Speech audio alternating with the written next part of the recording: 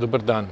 Aprilsko plenarno zasedanje smo začeli z trenutkom tišine, s katerim smo počastili spomin na vse tragične umrle v letalski nesreči poljskega vladnega letala. Usoda je kruta in nepredvidljiva. Take dogodki nas spomnijo na našo minljivost. Zato je tem bolj pomembno, da naše delo in energijo posvetimo za ljudi, ki nas potrebujejo, in zadeve, ki so res pomembne. Izogniti se nismo mogli niti posledicam vulkanskega izbruha na Islandiji, ki je vplival tudi na delo Evropskega parlamenta, saj nekateri poslanci zaradi omejitev v letalskem prometu niso mogli ali nekateri tudi niso želeli priti do Štrasbura. Zaradi tega smo poslanci razpravljali o dokumentih, le razpravljali, nismo pa o njih glasovali. To bomo počeli na naslednjem zasedanju v Bruslju, predvidoma 5. in 6. maja. Plenarno zasedanje smo namesto v četrtek končali že v sredo. Kljub temu je bilo v dvoranah parlamenta zelo živahno. Mi pa smo se, poleg velikih političnih tem, pogovarjali tudi o povsem vsakdanjih. Za nami je dolga zima in mrzla zima. In marsikdo se je verjetno letos porabil več denarja za ogrevanje, kot je načrtoval sprva. Sedaj, ko se veselimo toplih dni, ne smemo pozabiti, da so lahko tudi poletni dnevi izjemno vroči in marsikdo takrat poseže po hladilnih napravah, ki znova zvišajo naše račune za energijo.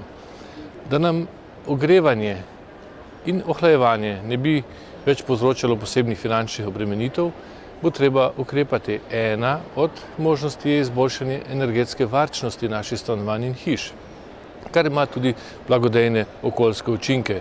Zato bomo na naslednji seji nadaljevali razpravo in glasovali o 2 novih direktivah na področju energetske učinkovitosti.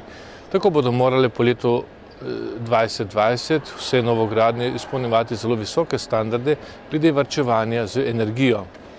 Ker vemo, da dobri zgledi vlečejo, smo predlagali, da se mora javna administracija tega držati že od leta 2018. Hkrati pa želimo poslanci pomagati kupcem, ko se odločajo, katere gospodinjske aparate bodo kupili. Že od sedaj vam je pri nakupu pomagala nalepka o uporabi energije, ki je sedaj izpopolnjena in bo imela dodatne razrede za najbolj učinkovite izdelke. Klimatske spremembe prinašajo številne izzive tudi za kmetijstvo. Kmetijska pridelava povzroča na eni strani emisije, ki jih je mogoče z novimi kmetijskimi tehnikami precej zmanjšati. Na drugi strani pa klimatske spremembe in pojavi, kot so suše, neurja in ponovem vulkanski pojavi ter drugi, negativno vplivajo na kmetijstvo, še posebej v južnih in jugovzhodnih regijah. To zahteva sajenje novih, bolj prilagodljivih sort, boljše upravljanje z vodo, prstjo in tako naprej. Za soočenje z vsemi temi novimi izzivi je treba uporabljati vse inštrumente skupne kmetijske politike in ne le subvencije. Bistveni sestavni del tako imenovanega drugega stebra skupne kmetijske politike je podpora podeželskim regijam z omejenimi možnostmi pridelave. Med drugim gre za gorske regije in regije z drugimi večinoma naravnimi omejitvami. Komisija je pripravila predlog 8 kriterijev, ki bi jih naj v prihodnje uporabljali pri določanju pomoči za te območja. Merila se na prvi pogled sicer zdijo primerna za razdeljevanje območij, vendar pa jih bo po mnenju poslancev treba nujno preizkusiti v praksi, to je izvesti praktičen preizkus kartiranja. Hkrati je treba tudi videti, ali imajo države vse potrebne podatke. Del naših razprav je bil povezan z letalskimi prevozi.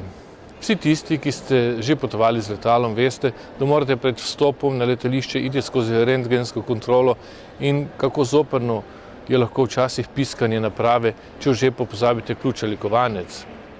Za varnost evropskih državljanov so bili sprejeti skupni varnostni ukrepi, ki so enaki vseh članic Evropske unije, vendar pa so nekatere države članice uvedle še dodatne ukrepe.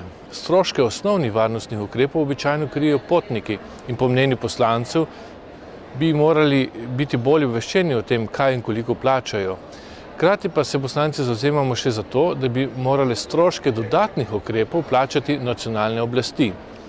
Poslanci smo tudi vprašali Evropsko komisijo, katere države izven Evrope oblikujejo tako imenovane sezname črnih letalskih prevoznikov, ki zaradi tveganja ne smejo pristati na evropskih letališčih.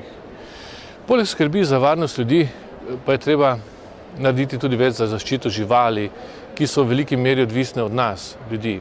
Kar dajemo, to dobimo in to se vedno znova potrjuje. Zakonodaje v državah to področje sicer ustrezno urejajo, vendar pa je treba narediti več, da bo zakonodaja tudi res zaživela v vsakdanjem življenju. Po mnenju nas, poslancev, to zahteva več nadzora. Poslanci smo razpravljali še o 2 resolucijah. Prva določa pogoje, pod katerimi se parlament strinja s posredovanjem evropskih bančnih podatkov ameriškim oblastem zaradi boja proti terorizmu. Z drugo pa zahtevamo, da se izmenjava podatkov med letalskimi potnikami med Evropsko unijo in Združenimi državami Amerike oziroma Avstralijo preloži, dokler ne bo pripravljen vzorčni model. Seznanili smo se še z delovnim programom Evropske komisije za leto 2010 in obravnavali končno poročilo o proračunski porabi v evropskih inštitucijah v letu 2008. Lepo vas pozdravljam do naslednjega tedna.